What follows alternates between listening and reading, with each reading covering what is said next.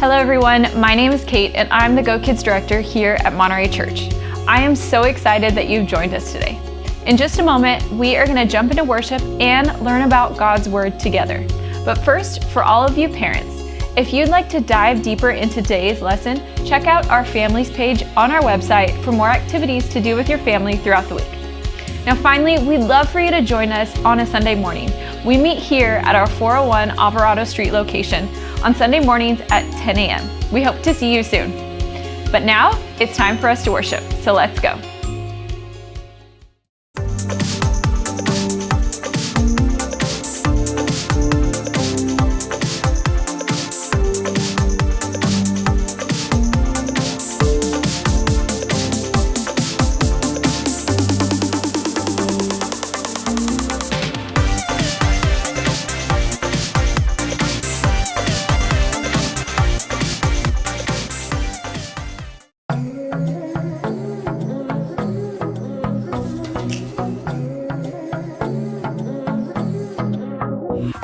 Got a rhythm in my heart and in my soul.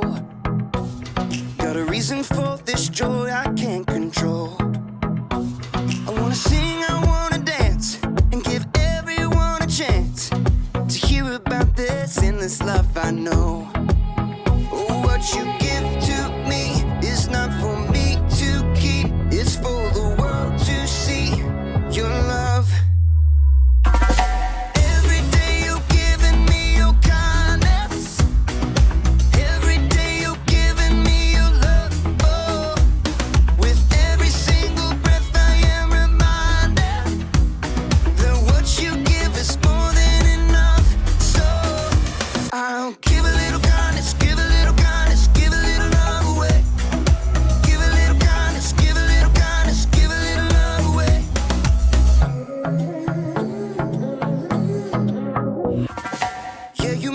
Shine, you make me glow.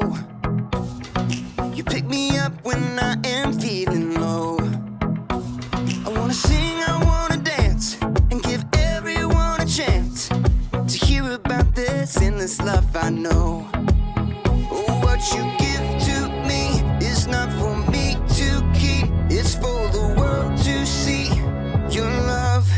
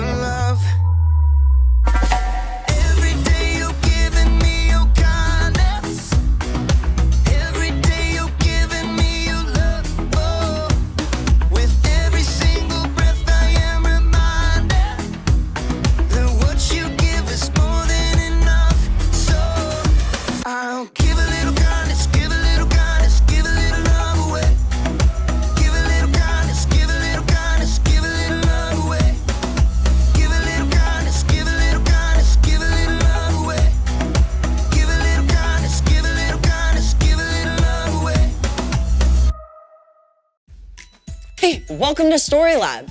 Skylar, I got your beakers. Oh, thanks. Hey, could you finish this? Sure. Awesome. Trade you. This week, we're talking about respect, while we take a look at something amazing Jesus said. What am I even doing?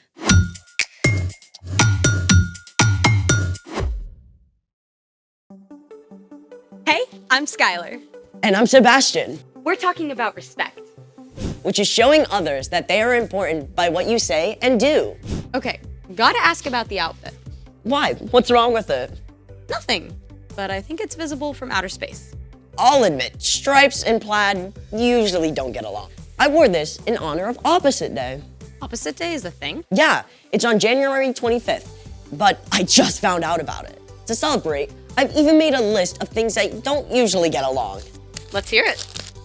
Number 1, cats and dogs.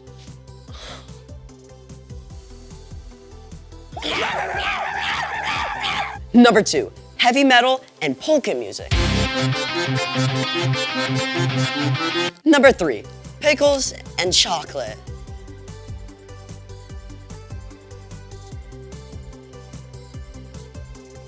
Want a bite? No thanks.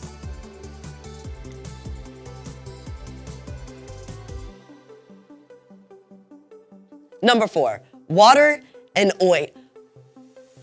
Water and oil. Wait, let's find out what gets along with water and what doesn't. It's time to play. Will it mix? We have here salt, Oil flour. and baking soda. Will our 4 contenders get along with this water and form a solution? Or, like the Batman and the Joker, will they refuse to mix? A solution is formed when a chemical substance dissolves in water. Here goes.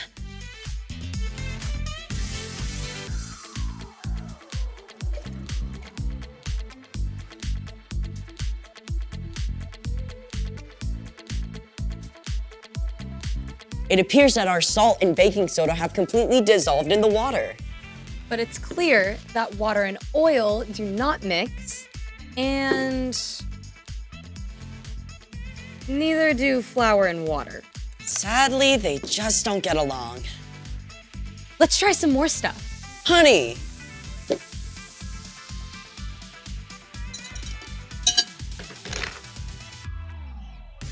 Yep.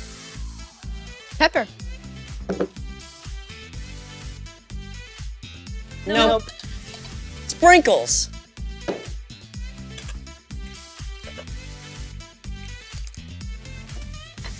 Yep. Nope. Wait a sec.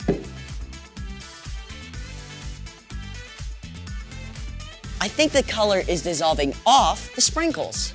But the actual sprinkles don't mix. So it's a yeah, no. Or a no, yep.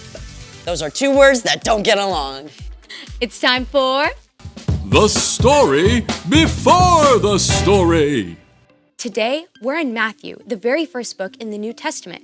But before Matthew, in the very beginning, out of a deep, deep love, God made an amazing world. But when people turned away from God, the world was broken. God made a plan to draw people back into relationship. So at the right time, God sent a tiny baby to be born in the small town of Bethlehem, God's very own son, Jesus. When Jesus grew up, he began to travel from town to town, teaching and healing. And everywhere he went, huge crowds gathered because Jesus spoke with more authority than any other teacher ever. Which is where our story starts. Take it away. Hey everyone, I'm Erica. You know, one day, Jesus sat down on a hillside in Galilee to teach his disciples, but it wasn't long before many people joined the crowd. They were amazed at what Jesus said. His teaching went beyond anything they'd ever heard before. Blessed are those who are humble. They will be given the earth.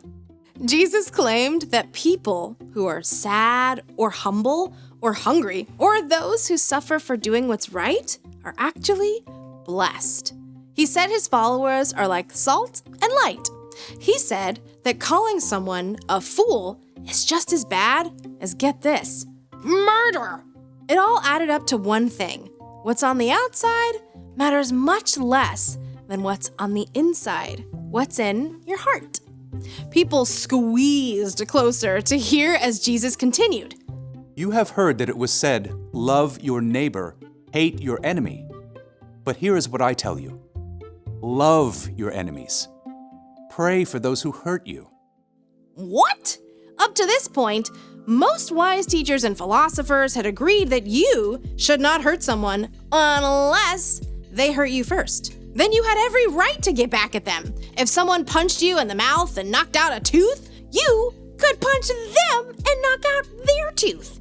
If they said something mean to you, then you should shout something just as mean back at them. But Jesus taught a new way of understanding. Love your enemies. Now, it's easy to think of your enemy as the really bad guys, like a supervillain about to destroy the world, or a dangerous criminal on the run, or even the biggest bully on the playground. But your enemies can also be the people you're around every day, like the classmate who cuts ahead of you in line, even your little brother who's super annoying. Loving your enemy is simply loving anyone you don't get along with. That love is more than a warm, fuzzy feeling. You don't have to feel loving to love your enemies. In fact, you probably won't. Instead, you can speak kind words. If someone insults you, choose something kind to say in return. Don't grumble and complain about them behind their backs. In fact, you can show respect. There might even be something nice you can say about that person. You should also do well to them. If someone trips you up on the way to PE class, you can tell them that's not cool. But don't look for ways to get back at them. And most important of all, pray for them. Ask God to care for your enemy and help you forgive them. Prayer might change your enemy, and it can change your own heart too. Speak, do well, pray. When we love our enemies like that, Jesus went on to say, Then you will be children of your Father who is in heaven. Jesus kept going. He said, it's easy to be nice to anyone who's nice to you. Anyone can do that. But God gives good gifts like sunshine and rain to provide for everyone, even people who do wrong things. We are made in God's image. And when we show respect and do good things for those who don't treat us well, we're actually showing the world what God is like. Okay, that's a lot to wrap my brain around. No kidding. So, What's our part in the story? Well, choosing to love your enemy is actually a really awesome opportunity. It's a way we can work with God to show God's love to the world. Like, maybe a kid on your soccer team keeps making fun of you when you don't block goals. Instead of saying mean things about them, you could cheer for them when they make a great kick. Or if your teacher loses patience and takes away recess for the whole class, even though it wasn't your fault, you could offer to clean up the classroom. It makes me think of my little brother. He drives me nuts because he's always borrowing my shirts without asking and getting stains on them. So what do? What I want to do is yell at him and mess his stuff up. But I could keep my temper and show him how to get stains out of them. Yep. You never want to let someone keep hurting you, but you can always respond with kindness. Exactly. It's not an easy thing to do for sure. But when we follow Jesus, we have the power of God's Spirit to help us speak kind words, do well, and pray for our enemies. Gotta respect that. See y'all next time. Bye, Erica. So here's the thing. Show respect even when you don't get along. Like plaids and stripes. Ew, what is this? Fur. My dog is shedding. Oh. Hey, will it mix? Dog fur.